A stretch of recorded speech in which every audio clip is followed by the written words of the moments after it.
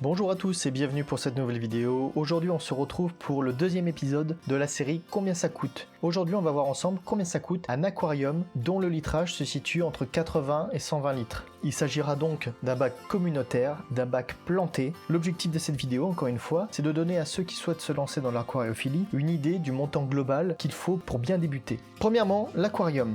Alors en préambule, on va partir du principe qu'il s'agit d'un premier achat que l'on se fournit pour la plupart des articles en animalerie avec du neuf. Pour un bac communautaire entre 80 et 120 litres, avec ou sans le meuble, ça tournera aux alentours de 200-250. Avec 250 €, vous pouvez trouver un joli bac et peut-être même avoir le meuble fourni avec, suivant les promos. Dans tous les cas, il faudra rajouter un chauffage qui est rarement fourni. Cela vous coûtera environ 20 €. Ensuite, le substrat. Comme toujours, pour les débutants, je vous conseille le Manado. C'est simple, c'est efficace, c'est idéal pour les plantes, c'est plutôt esthétique. Environ 25 € suffiront pour avoir une bonne couche de substrat dans le fond de votre aquarium. Il va falloir aussi de l'engrais, qu'il va falloir ajouter de manière hebdomadaire à chaque changement d'eau. En ce qui concerne les plantes, le meilleur rapport qui a été pris, là je vous mets un lot de 10 plantes sur le site Flora Aquatique et vous en avez frais de port compris pour 40 € maximum. Et avec 10 plantes dans un aquarium, on commence déjà bien. Toujours un petit peu de CO2 liquide pour donner un petit coup de boost aux plantes. Certains des fois s'en passent, mais en tout cas bon, il vaut mieux le prévoir et puis après vous verrez dans la longueur si jamais vous en avez besoin ou pas. En termes de décor, racines, pierres, vous choisissez ce que vous voulez. Allez, on va partir sur une racine de mangrove, comptez environ 20 €. Ne pas oublier la fameuse prise programmable pour l'éclairage. Ce qui est quasiment indispensable, les bactéries de démarrage. Ça ne va pas forcément vous raccourcir le cycle de l'azote, mais en tout cas ça peut vous permettre de partir sur des bonnes bases. De quoi tester les paramètres. Au début peut-être on peut s'en passer, mais rapidement, quand on se pose des questions, quand on n'est pas sûr, on a besoin de tester ces paramètres. Là encore, personnellement, je préconise le JBL Pro Scan pour les débutants. Il vous faudra, quoi qu'il arrive, le petit thermomètre qui va bien. Il vous faudra aussi forcément une brosse de nettoyage, adaptée à la taille du bac. À l'image de ce que j'ai fait pour la première vidéo, combien ça coûte un aquarium nano, donc vous pouvez retrouver la vidéo en cliquant sur le lien en haut à droite. Déjà, voici les éléments que vous pouvez déjà acheter en première intention pour pouvoir mettre votre bac en eau et faire ce qu'on appelle le cycle de l'azote.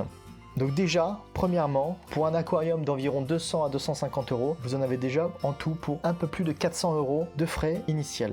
On laisse passer 3 semaines le temps que le cycle de l'azote soit effectué. Vous avez testé vos paramètres, ils sont bons, vous pouvez introduire des poissons. On va maintenant passer aux achats du deuxième mois. En termes de poissons, on va partir au tout début pour environ une cinquantaine d'euros, à savoir un couple de gouramis, 5 ou 6 corydoras et quelques tétras. Il vous faudra bien entendu de la nourriture, une petite épuisette, un seau et une pompe pour pouvoir faire vos premiers changements d'eau. Même si c'est controversé, votre aquarium sera livré avec du charbon comme Massfield 30, donc si vous voulez continuer à utiliser du charbon, il faudra des recharges. Il vous faudra aussi un conditionneur d'eau afin de pouvoir faire vos changements d'eau. C'est toujours utile aussi d'avoir un bidon souple avec de l'eau osmosée. Si par exemple vous avez des problèmes de pH, que le pH est trop élevé, vous avez un petit changement d'eau avec de l'eau osmosée, c'est toujours utile. Une cloche de nettoyage adaptée à la taille de votre bac. Au début, on fait souvent avec la pompe d'aspiration que je vous ai montré précédemment et rapidement il y a des déchets qui s'accumulent sur le fond de l'aquarium et il est nécessaire de les aspirer. Donc même si on n'achète pas tout de suite, rapidement on y vient. Vous pouvez vous garder du budget pour investir par exemple dans des petits accessoires comme un distributeur automatique.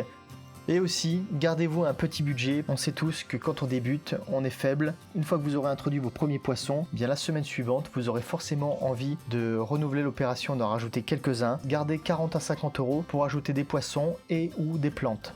Voilà, maintenant vous avez tout ce qu'il faut pour pouvoir tourner sans avoir besoin normalement de retourner tout de suite au magasin. Les achats du deuxième mois, poissons compris, représentent environ 150 €. Si on fait les totaux, entre les achats du premier mois et les achats du deuxième mois, on en est à presque 600 €. En résumé, pour un bac entre 80 et 120 litres, en fonction du modèle, de la taille, si vous prenez un meuble, en fonction de la population que vous mettez dedans, vous arrivez à une fourchette entre 500 et 600 € tout compris.